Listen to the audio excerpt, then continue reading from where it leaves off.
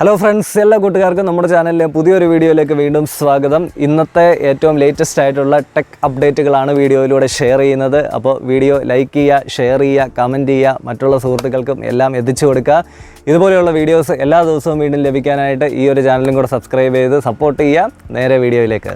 ഇന്നത്തെ ഒരു പ്രധാന വാർത്ത എന്ന് പറയുന്നത് വാട്സപ്പിൽ ഇനി പുതിയതായിട്ട് വരാൻ പോകുന്ന ഒരു അടിപൊളി ഫീച്ചറാണ്. വാട്സപ്പ് ഗ്രൂപ്പുമായിട്ട് ബന്ധപ്പെട്ടിട്ടുള്ള ഒരു ഫീച്ചറാണ്. നമുക്കറിയാം, ഇപ്പോൾ വാട്സപ്പ് ഗ്രൂപ്പ് ക്രിയേറ്റ് ചെയ്യുന്നയാളാണ് വാട്സപ്പിൻ്റെ ഗ്രൂപ്പ് അഡ്മിൻ എന്ന് പറഞ്ഞ പേരിൽ അറിയപ്പെടുന്നത്. ഈ അഡ്മിന് നിലവിലുള്ള പ്രിവിലേജ് എന്ന് പറയുന്നത് അതിനകത്തേക്ക് പുതിയ മെമ്പേഴ്സിനെ ആഡ് ചെയ്യാൻ പറ്റും. ഇനി ഏതെങ്കിലും ഒരു മെമ്പർ ആവശ്യമില്ലാത്ത കാര്യങ്ങൾ എന്തെങ്കിലും കാണിച്ചു കഴിഞ്ഞാൽ ആ മെമ്പറിനെ ഒഴിവാക്കാനായിട്ടും പറ്റും. പുതിയ ഫീച്ചറിൽ വരുന്ന കാര്യം, ഗ്രൂപ്പിലുള്ള ഏത് മെമ്പേഴ്സ് അയക്കുന്ന മെസ്സേജുകളും, ഇപ്പം മെസ്സേജുകൾ ആ ഗ്രൂപ്പിന് നിരക്കാത്തതാണെങ്കിൽ വാട്സപ്പ് ഗ്രൂപ്പ് അഡ്മിന് ആ ഒരു മെസ്സേജിനെ എടുത്ത് ഡിലീറ്റ് ചെയ്യാൻ പറ്റും. ഇപ്പോഴത്തെ സാഹചര്യത്തിൽ മെസ്സേജ് ഇടുന്നയാളിന് മാത്രമേ അത് ഡിലീറ്റ് ചെയ്യാനായിട്ട് പറ്റത്തുള്ളൂ, അഡ്മിന് ചെയ്യാനായിട്ട് പറ്റത്തില്ല. പക്ഷേ വരും കാല ഫീച്ചറുകളിൽ ഗ്രൂപ്പ് അഡ്മിന് ഫുൾ കൺട്രോൾ കിട്ടുകയാണ്. അതായത് വേറെ ആരിട്ട മെസ്സേജുകളും ആ ഗ്രൂപ്പിന് പറ്റാത്ത തരത്തിലുള്ള മെസ്സേജുകളാണെങ്കിൽ അത് അവിടുന്ന് റിമൂവ് ചെയ്യാനായിട്ടും ഗ്രൂപ്പിനെ സുതാര്യമാക്കാനായിട്ടും സാധിക്കും. അടുത്ത ഒരു പ്രധാനപ്പെട്ട ബ്രേക്കിംഗ് ന്യൂസാണ്. നമുക്കറിയാം, നമ്മൾ കൂടുതലും നമ്മുടെ ഫോണിൽ ഉപയോഗിക്കുന്ന ഓപ്പറേറ്റിംഗ് സിസ്റ്റം ആൻഡ്രോയിഡ് ആണ്. ഇനി ആപ്പിളിൻ്റെ ഫോണാണെന്നുണ്ടെങ്കിൽ iOS ആണ് നമ്മൾ ഉപയോഗിക്കുന്നത്.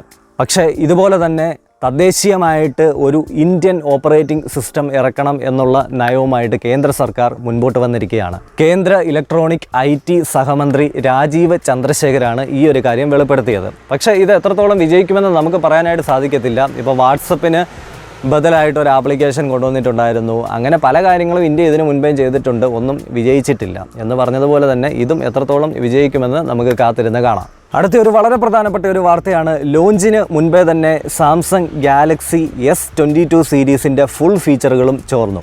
ഈ വരുന്ന ഫെബ്രുവരി 9 സാംസങ് പുതിയ ഗാലക്സി ഫോൺ പുറത്തിറങ്ങുമെന്ന് പ്രഖ്യാപിച്ചിരുന്നു. പക്ഷേ ഇപ്പോൾ അതിൻ്റെ എല്ലാ ഫീച്ചറുകളും പുറത്തായിരിക്കുന്ന ആ ഒരു ഫീച്ചറുകൾ എന്തൊക്കെയാണെന്ന് നമുക്കൊന്ന് പരിശോധിച്ച് നോക്കാം.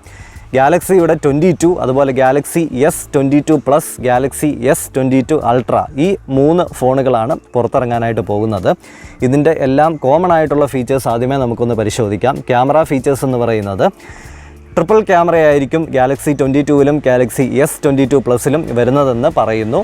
50 MB plus, 12 MB plus, 10 MB ഈ രീതിയിലുള്ള ട്രിപ്പിൾ ക്യാമറ. സെൽഫി ക്യാമറ വരുന്നത് 10 MBയിലാണ്. പക്ഷേ ഗാലക്സി 22വിലുള്ള ഒരു ന്യൂനത എന്നാന്ന് ചോദിച്ചു കഴിഞ്ഞാൽ അതിൻ്റെ ബാറ്ററി വരുന്നത് 3700 mAhലാണ്. നമുക്കറിയാം, ഇപ്പോൾ സാധാരണ കമ്പനികളെല്ലാം ഇറക്കുന്ന സ്മാർട്ട് ഫോണിനകത്ത് അത്യാവശ്യം നല്ല കപ്പാസിറ്റിയുള്ള ബാറ്ററിയാണ് ഇറക്കുന്നത്. ആ ഒരു സാഹചര്യത്തിലാണ് സാംസങ് ഈ രീതിയിൽ ചിന്തിക്കുന്നത്. ഗാലക്സി 22 ഡിസ്പ്ലേ സൈസ് എന്ന് പറയുന്നത് 6.1 inch dynamic AMOLED 2X display ആയിരിക്കും വരുന്നതെന്നും പറയപ്പെടുന്നു. ഗാലക്സി S22 പ്ലസിലേക്ക് വന്നു കഴിഞ്ഞാൽ 4500 mAhൻ്റെ ബാറ്ററി ആയിരിക്കും. അതുപോലെ 6.6 ഇഞ്ച് ഡിസ്പ്ലേസ് ആയിരിക്കും നമുക്ക് കാണാനായിട്ട് സാധിക്കുന്നത്. അൾട്രയിലോട്ട് വരികയാണെന്നുണ്ടെങ്കിൽ 6.8 ഇഞ്ച് ഡിസ്പ്ലേ ആയിരിക്കും വരുന്നത്. ക്യാമറ ചിലപ്പോൾ ഫ്രണ്ട് എൻഡിൽ 1 ക്യാമറയും അതുപോലെ തന്നെ ബാക്ക് എൻഡിൽ റിയർ ക്യാമറ 4 ക്യാമറ ഉണ്ടാകാനായിട്ടുള്ള സാധ്യതയും കാണുന്നുണ്ട്. ഇത്രയും കാര്യങ്ങളാണ് പുറത്തായിരിക്കുന്നത്. അപ്പോൾ ഈ പറയപ്പെടുന്ന എല്ലാ സീരീസുകളിലും പൊതുവായിട്ട് കുറേയധികം ഫീച്ചേഴ്സ് ഉണ്ട്. വ്യത്യസ്തമായിട്ട് മാറി നിൽക്കുന്നത് ഡിസ്പ്ലേയുടെ സൈസും അതുപോലെ തന്നെ ബാറ്ററിയുടെ കപ്പാസിറ്റിയും കാര്യങ്ങളുമൊക്കെയാണ്. അപ്പോൾ ഇതൊക്കെയാണ് ഇന്നത്തെ ടെക് അപ്ഡേറ്റ്സ്. ഇതുപോലെയുള്ള അപ്ഡേറ്റ്സ് എല്ലാ ദിവസവും ലഭിക്കാനായിട്ട് ചാനൽ മറക്കാതെ സബ്സ്ക്രൈബ് ചെയ്ത് സപ്പോർട്ട് ചെയ്യുക. വീഡിയോ ഇഷ്ടമായെങ്കിൽ തീർച്ചയായിട്ടും ലൈക്ക് ചെയ്യുക. അപ്പോൾ പുതിയൊരു ഇൻഫോർമേറ്റീവ് വീഡിയോയുമായിട്ട് നമുക്ക് നാളെ വീണ്ടും കാണാം. Good bye.